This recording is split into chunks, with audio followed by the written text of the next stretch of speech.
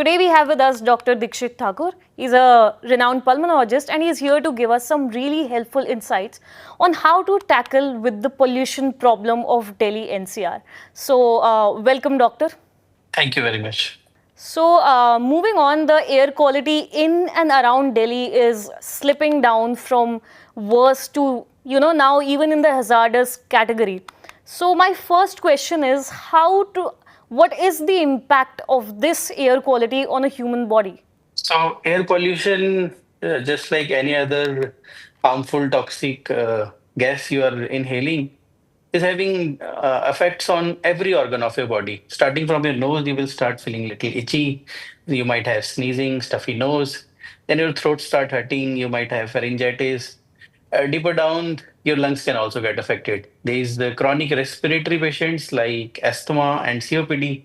They face a lot of trouble during this time. All of them are having their medication stopped up.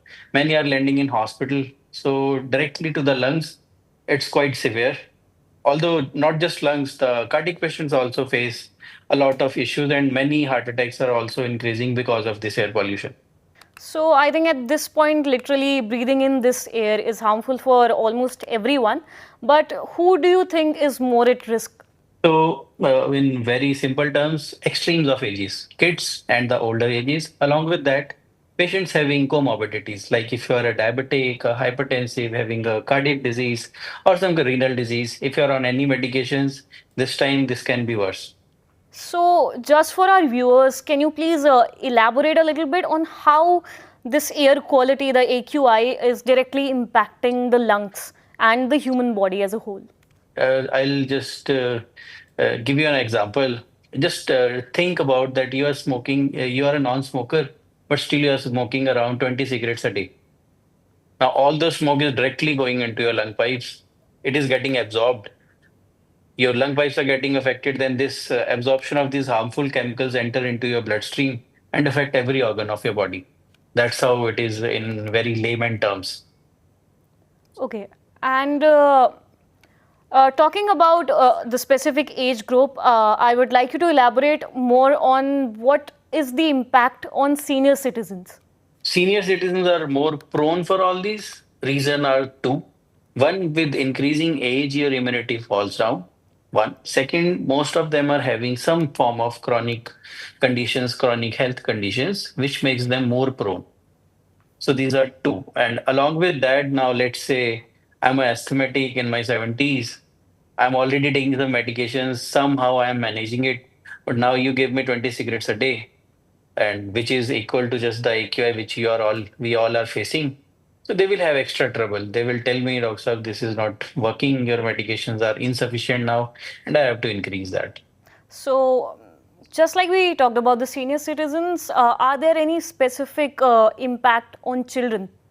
Yeah, so children age is also very labile, and they're also more prone for any form of infections now because so much of smoke to such a small kid, you can easily understand that this is impacting a lot. The kids face a lot of bronchitis issues in this time. Many of them landed up into pneumonia, many landing into hospitals. So yes, the extremes of ages, both of them are too prone.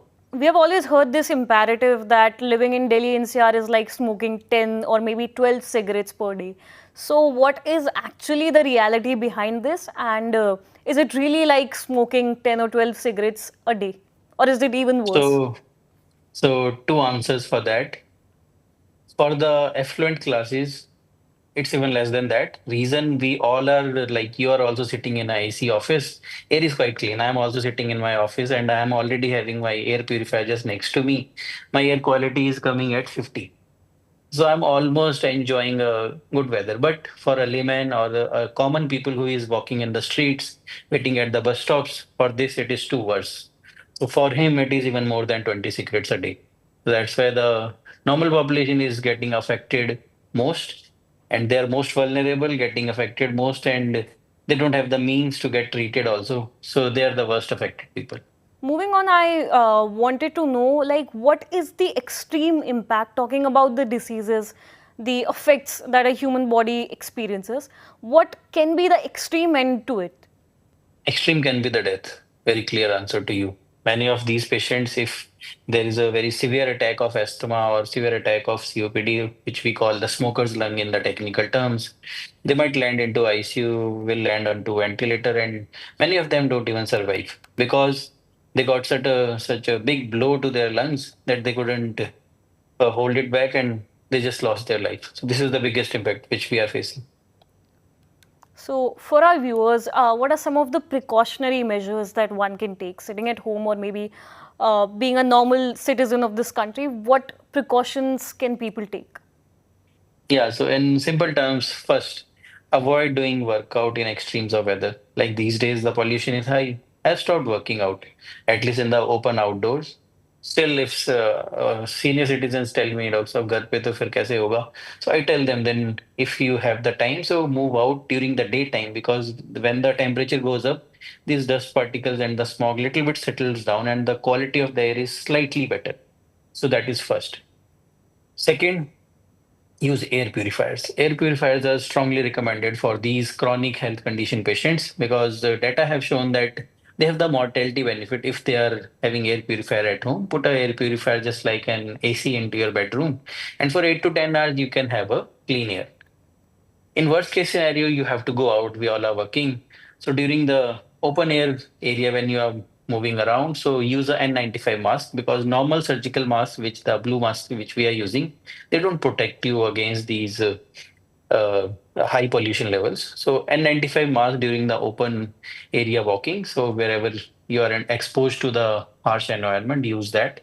Along with that, if you're having a chronic health condition like asthma or COPD, meet your doctor.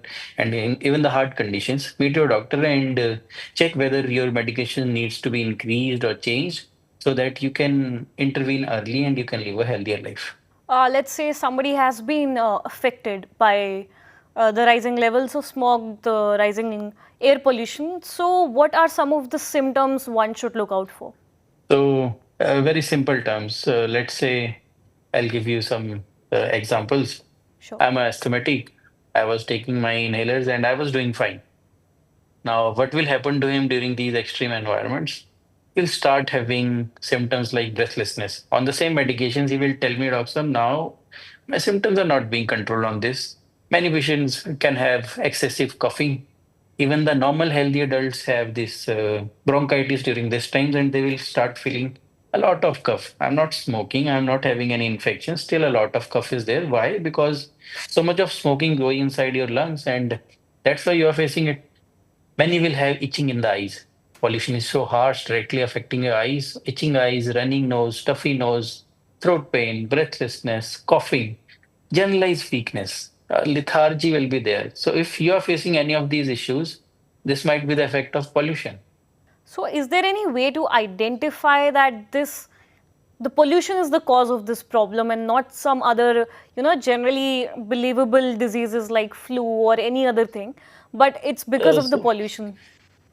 so yes, basically on the clinical history, the doctors can easily diagnose it whether the pollution is causing the trouble or is there any infection because infection will come with some form of fever. And this is one of the basic symptoms of any infection. So if you're not having fever, just having these symptoms and you're not having any disease per se, so then it means it is going towards that. But as a layman, I think it will be very difficult. So specialists can easily see and tell you that pollution is affecting you, nothing else. One final advice you would like to give our viewers as to how they should tackle this problem and what they need to do. So see, short-term measures, I already said, air purifier, avoid moving outdoors, avoid doing workout this time, and your medication check. But long term, we all have to change our attitude. Reduce as much pollution as you can, reduce less cars, avoid using any of these chlorofluorocarbons or other gases which we are using in different products like your shaving foams. So avoid anything which is generating anything extra carbon and plant more trees. We need the help of the government also to put some norms in place, rules in place, so that we can reduce as a community. I can't tell that only government will do everything. We all have to take up the initiative, put some plants in your home, put some trees nearby your house, wherever it is possible. Once we'll work together, so I think then we can fight against this menace. So, as Dr. Dikshit very rightly pointed out, that all the agencies, the government, citizens, NGOs, we need to come together, and I think it's high time we need to tackle the problem of rising air pollution in Delhi NCR. Thank you so much for talking to us, Dr. Dikshit. Thank you so much for your time. Thank you. So this was our conversation with Dr. Dikshit Thakur. He has provided us with some really helpful insights on how to tackle, how to deal with the rising smog levels in Delhi NCR, and what measures one can take sitting at their home. And even if you have to go out, follow these simple steps, and I think it will help you in the long run. And for more such videos, follow Jagran English.